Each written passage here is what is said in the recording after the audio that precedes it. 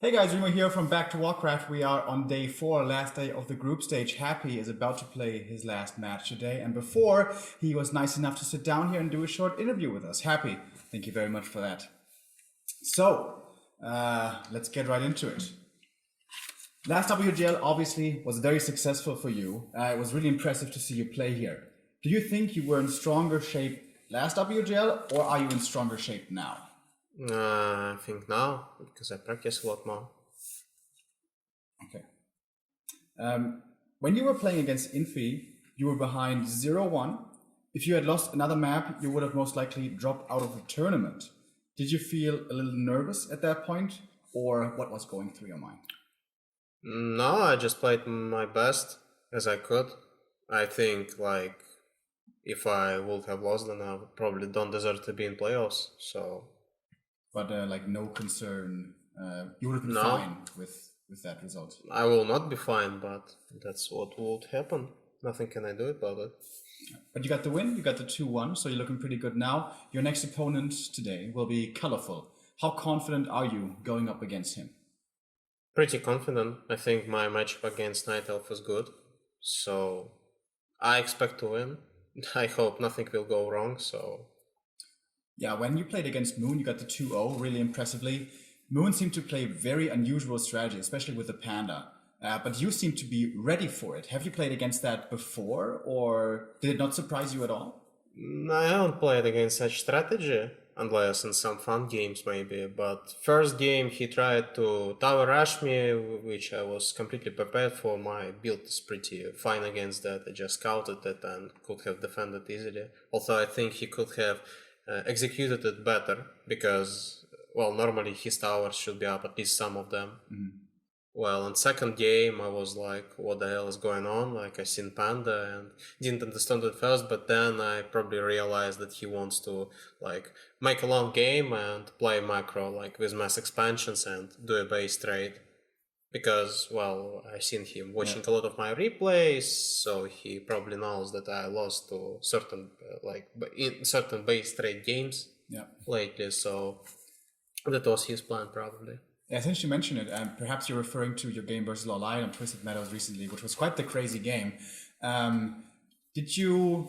It seemed like this game against Moon, you picked up on the stack of teleportation much earlier. Is that a lesson you learned from that game, or was there something you learned from the game against Lolai?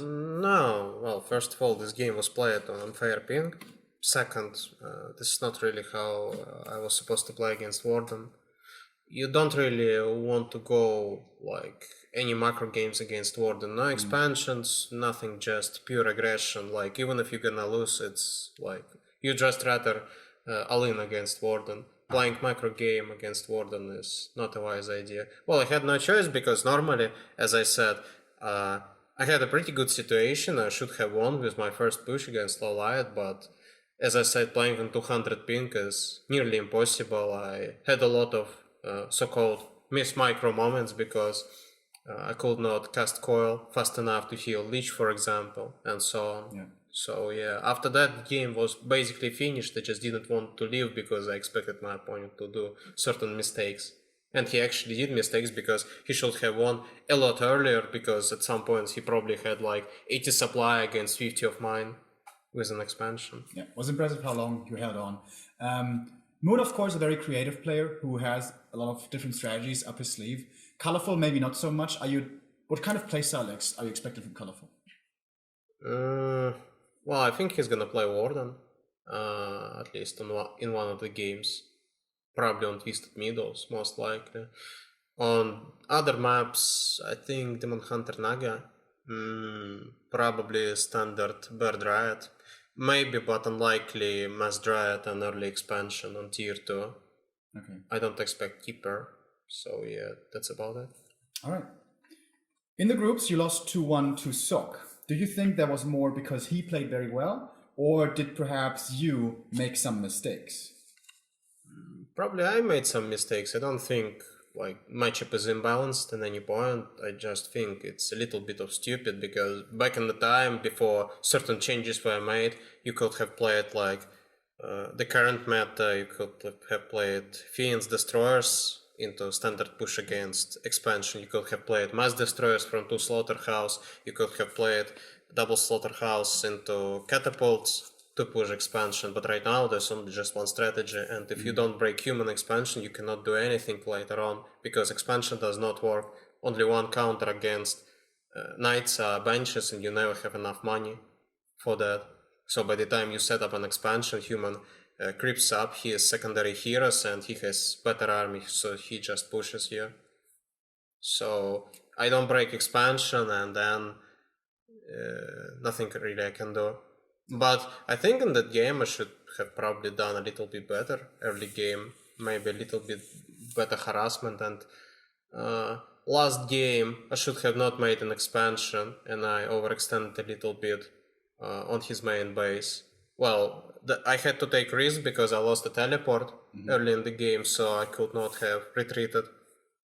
But I should have stayed with my secondary heroes, like away from his blocks on his main base, so they will not get blocked.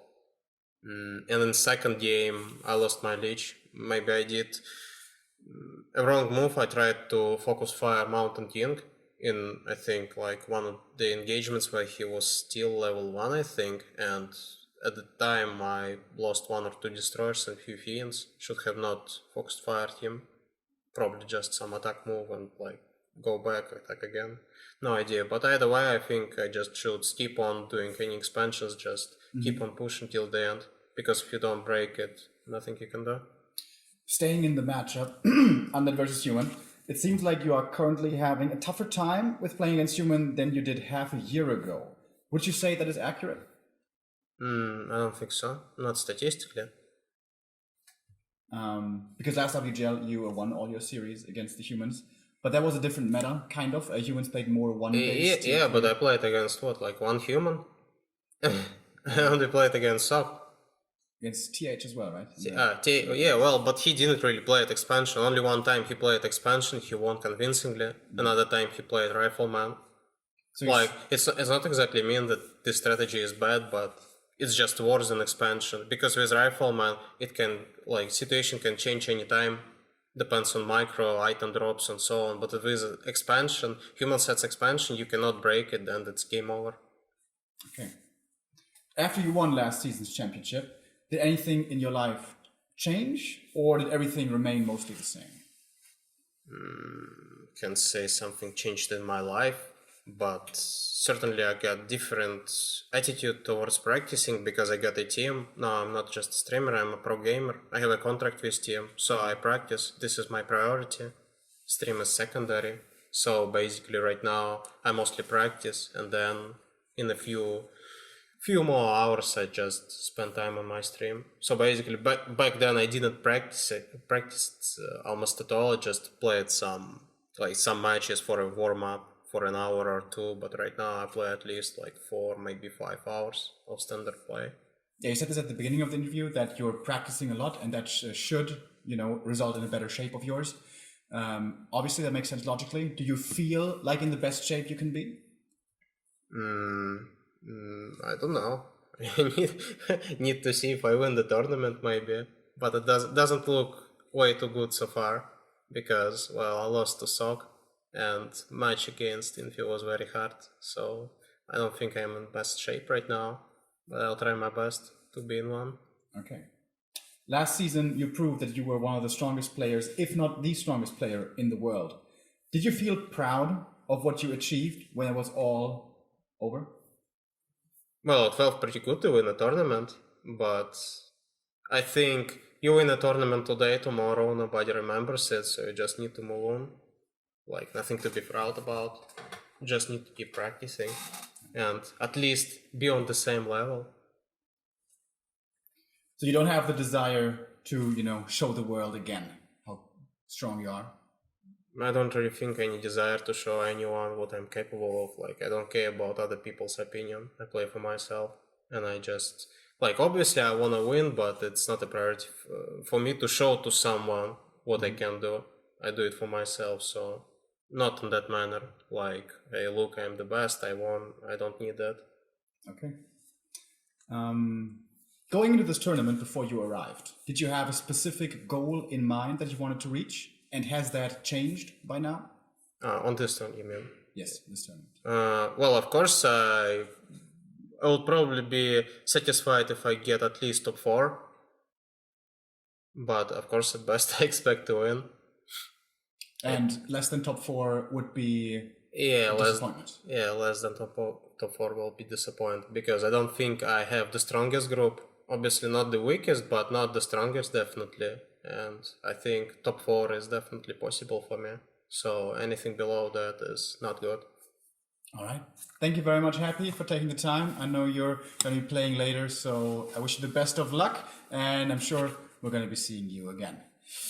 Our stream is about to start at twitch.tv/Warcraft3. Stay tuned to all our socials as well from all the coverage here from Shanghai for WGL Winter 2019.